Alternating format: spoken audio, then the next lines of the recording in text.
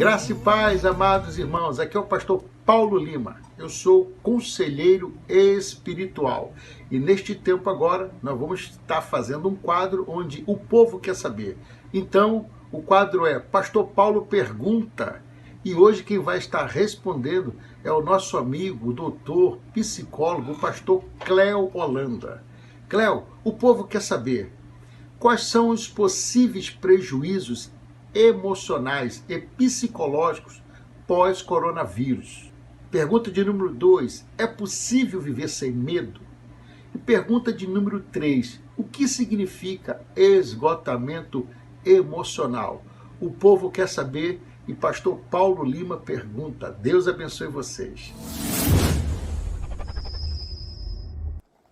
Sem dúvidas alguma, haverá pessoas que após esse período do coronavírus, infelizmente, vão estar desenvolvendo doenças psicológicas.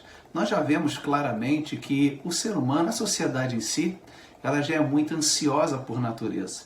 E essas pessoas ansiosas, elas tendem, por causa dessa mudança de agenda, dessa mudança de rotina, elas tendem a ter uma ansiedade ainda mais potencializada. As doenças psicológicas que nós devemos ter mais cuidado pós-coronavírus são até mesmo aquelas que já podem estar sendo manifestadas nesse momento, como transtorno de ansiedade generalizada. Pessoas que possuem ansiedade excessiva, uma preocupação excessiva, onde os seus pensamentos possuem 3 tipos de pensamentos disfuncionais. A catastrofização, o pior vai acontecer, o erro do adivinho, elas buscam adivinhar o que vai acontecer no futuro, e a maximização do negativo. Elas não conseguem ver esse momento algo positivo, extrair algo positivo, mas acabam olhando apenas para o negativo. Com isso, evidentemente, com esses pensamentos disfuncionais, o seu corpo libera o que nós chamamos da noradrenalina, e faz com que ela comece a ter sintomas, coração acelerado, suor, e isso é muito preocupante, porque então ela pode estar sendo vítima, de sintomas, até mesmo doenças que venhamos a chamar doenças psicossomáticas. O importante também é ficar de olho, logo após o coronavírus, com a questão do transtorno de estresse pós-traumático, o TEPT, que geralmente é desenvolvido quando alguém sofre uma ameaça sobre a sua vida. E quantas são as pessoas que se sentiram verdadeiramente ou se sentiram ali num estado de nervos tão forte que pensaram que ia morrer com esse vírus. Então esse estresse, esse trauma, ele é muito ligado, nós chamamos de um estresse, um transtorno ligado à ansiedade, porque mexe com o físico, com o psíquico e também com o emocional. São pessoas que já possuem traços de ansiedade e devido também a esse estresse, essa questão do medo da morte, podem desenvolver logo após esse período de crise. E aí, quando eles estavam na sua vida, ou vão estar, evidentemente, no seu cotidiano de vida com tranquilidade, quando aparecer algo que vai trazer à memória, algo que a mente pode associar, a mente vai se reportar a exatamente aquele momento traumático que eles vivenciaram. Então eles veem e parece que estão vivendo aquele trauma naquela hora, naquele momento. Então nós percebemos que é a ansiedade, o TEPT, o transtorno de estresse pós-traumático, e também a depressão. Muitas pessoas que acabam desenvolvendo o TEPT acabam desenvolvendo a depressão. E outros, nesse período que nós estamos vivendo do coronavírus pós, devido à perda de emprego, a recursos financeiros, a perda de entes queridos, eles podem também desenvolver a depressão. E a depressão, ela sempre tem a questão muito forte da nostalgia. Todo depressivo é muito nostálgico, olha muito para o passado, achando que o passado tem a solução e foi no passado que as coisas eram bem melhores. O depressivo ele fica com um pouco, sem perspectiva e sem esperança. Então, sem dúvida alguma, nós temos que ficar de olho e investirmos pesado na nossa saúde mental e espiritual, porque eu acredito que elas estão intimamente ligadas. Então, cuide da sua ansiedade, cuide do seu bem-estar para que não desenvolva o TEPT nem a depressão.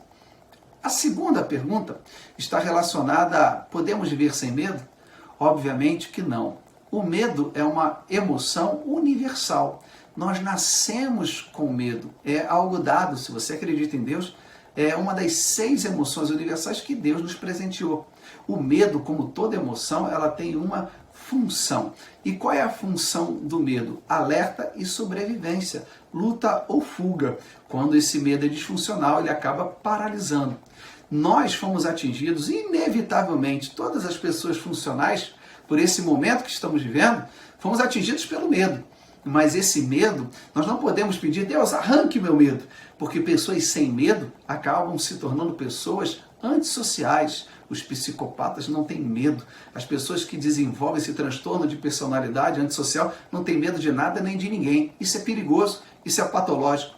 Mas ao invés de nós não termos medo, nós devemos saber lidar com este medo.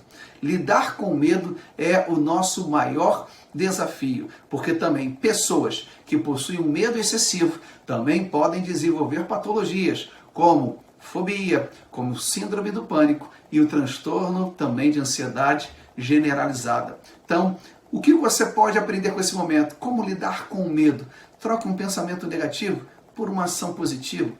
Pergunte, questione, faz sentido ter esse medo? Quais evidências que você tem sobre esse fato que você está pensando? Ao saber lidar com o medo, certamente você vai ter uma vida melhor, mais funcional e produtiva. A última pergunta é em relação ao esgotamento emocional. O esgotamento emocional, ele é oriundo de uma série de fatores, uma série de estresses que passamos, de acontecimentos, não resolvemos porque acreditamos que o tempo cura tudo. Vamos enfrentando os problemas, as adversidades, deixa a vida me levar, vida leva eu. E como todo problema, como todo estresse, vai tirando um pouco da nossa energia, vai tirando um pouco da nossa saúde emocional e, por que não dizer, até mesmo fisicamente. Eu sempre comparo ao estado de Elias, porque Elias, se você olhar a trajetória dele, em 1 Reis, capítulo 17, até o 19, ali quando Elias sofre o esgotamento emocional, oriundo da notícia do pedido de sua morte por Jezabel, você vê que Elias passa por uma série de problemas. Não foram problemas que ele teve derrota, mas foram problemas que ele teve vitória. Mesmo nós enfrentando o problema, mesmo nós enfrentamos a adversidade e temos vitória, há um desgaste emocional. Então isso vai havendo esse desgaste e o estresse é dividido em 4 etapas. Alerta, a resistência, pré-exaustão e a exaustão. A fase do alerta nos movimenta, nos faz produzir. É até bom. A resistência, o nosso corpo começa a sentir.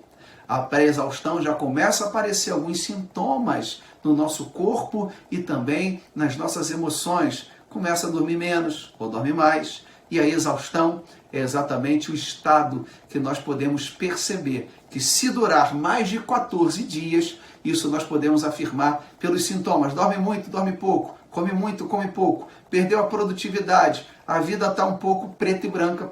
Nós podemos diagnosticar como uma depressão. E aí pode ser a leve, a moderada ou a grave.